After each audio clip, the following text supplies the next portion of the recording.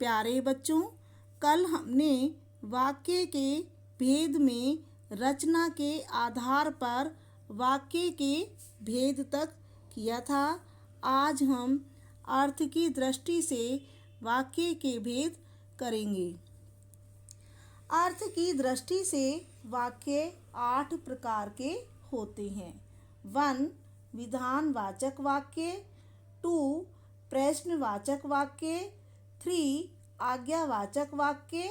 4. निषेधवाचक वाक्य। 5. इच्छावाचक वाक्य। 6. संदेहवाचक वाक्य। 7. संकेतवाचक वाक्य। 8. विस्मयादिवाचक वाक्य। सबसे पहले हम विधानवाचक वाक्य करेंगे। इन वाक्यों में किसी प्राणी, वस्तु अथवा स्थिति के बारे में सामान्य जानकारी मिलती है। जैसे गंगा हिमालय से निकलती है। गंगा नदी कहाँ से निकलती है? हिमालय से निकल रही है। गंगा की सामान्य जानकारी प्राप्त हो रही है। विद्यालय रविवार को बंद होता है। अब हम प्रश्नवाचक वाक्य करेंगे। इन वाक्यों में प्रश्न संबंधी जानकारी मिलती है। जैसे आपके पिताजी क्या करते हैं? तुम कहाँ रहते हो? आज्ञावाचक वाक्य।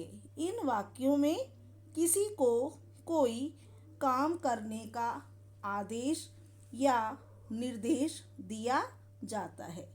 जैसे बाजार से कुछ सब्जी ले आओ। निषेधवाचक वाक्य। इन वाक्यों में किसी काम के न होने या न कर पाने का पता चलता है। जैसे आज सुबह से बिजली नहीं आई। इच्छावाचक वाक्य। इस प्रकार के वाक्यों में वक्ता की इच्छा यानी बोलने वाले की इच्छा, आशीर्वाद, शुभ कामना आदि का पता चलता है। जैसे आपकी यात्रा मंगलमय हो। संदेहवाचक वाक्य। इस प्रकार के वाक्यों में किसी कार्य के होने के बारे में संदेह प्रकट किया जाता है। जैसे आज वर्षा हो सकती है। संकेतवाचक वाक्य। ये वाक्य किसी भी कार्य की सफलता या असफलता की ओर संकेत करते हैं। जैसे आपने मेहनत की और प्रथम स्थान प्राप्त किया, यानी यह सफलता का सूचक है। विस्मयादिवाचक वाक्य।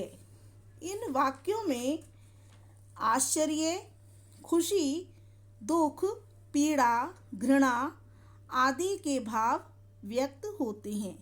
जैसे ओहो कितनी गर्मी है, शाबाश क्या मुकाबला किया। तो बच्चों, आप इस पाठ को पढ़ने का अभ्यास कीजिए। धन्यवाद।